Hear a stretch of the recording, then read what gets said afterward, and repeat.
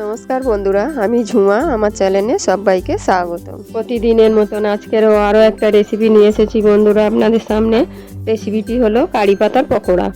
চা কফির সাথে কিন্তু অসাধারণ লাগে খেতে, গরম গরম কিন্তু এই কারি পাতার পকোড়া আমি কিভাবে বানাচ্ছি আপনাদেরকে শেয়ার করছি। আপনারা অবশ্যই ভিডিওটি দেখবেন। দেখে যদি ভালো লাগে বন্ধুরা একটা লাইক শেয়ার কমেন্ট করতে ভুলবেন না। পকোড়ার জন্য প্রথমেই আমার লাগছে কারি পাতা। আমি কারি পাতাগুলো ভালো করে ধুয়ে নিয়েছি, এরকম ডাঁটি ডাঁটি আমি কেটে নিয়েছি। আমি একটা ব্যাটার তৈরি করে নেব, তার জন্য বেসন নেব। বেসনটা আপনাদের পরিমাণ মতন নেবেন। আমি এখানে 4 থেকে 5 চামচ নেব। 5 চামচই নেব। হাফ চামচ কালো জিরে দেব। পরিমাণ মতো নুন দেবো।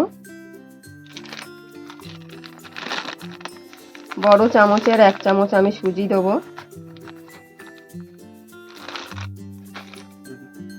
অল্প হলুদ দেবো। আমি অল্প কাঁচা লঙ্কা কুচি করে দিয়েছি।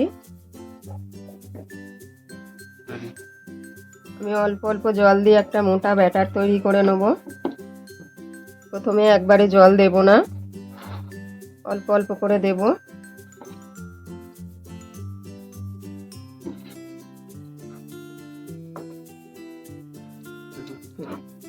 এইভাবে ভালো করে আমি ফেটিয়ে নেব। 4 থেকে 5 মিনিট ধরে আমি ফেটাবো বেসনটাকে। যত ভালো করে ফেটাবেন তত ভালো কিন্তু হবে খেতে। আমি হাত দিয়ে এইভাবে ফেটাচ্ছি। আমি 5 মিনিট ধরে বেসনটাকে ফেটিয়ে নিয়েছি। দেখুন এইরকম ব্যাটারটা হবে।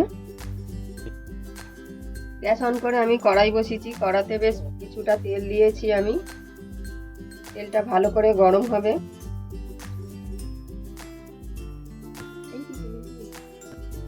আমি 3-4টে ডাল একসাথে নিয়েছি, নিয়ে বেসনের মধ্যে আমি দেব। তেলটা গরম হয়ে গেছে। এবার আমি ব্যাটার থেকে তুলে একটা একটা করে তেলের মধ্যে দেব।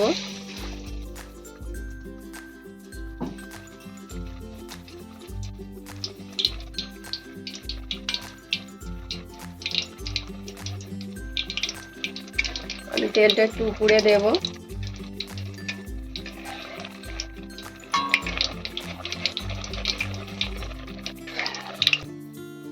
আমি উল্টে দিয়েছি।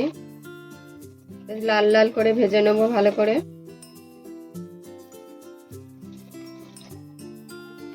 আমার হয়ে গেছে, তুলে নেব।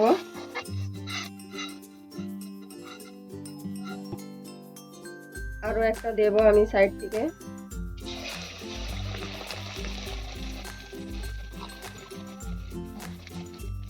এইভাবে আমি বাকিগুলো আরো ভেজে নেব।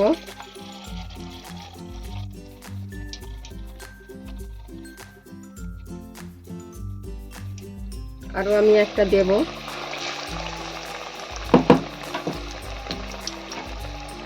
উপর থেকে আমি তেলগুলো দিয়ে দেব।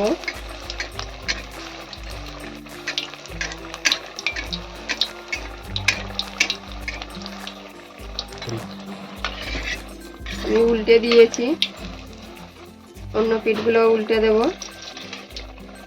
খুব সুন্দর কিন্তু হচ্ছে বন্ধুরা, অসাধারণ লাগছে দেখতে।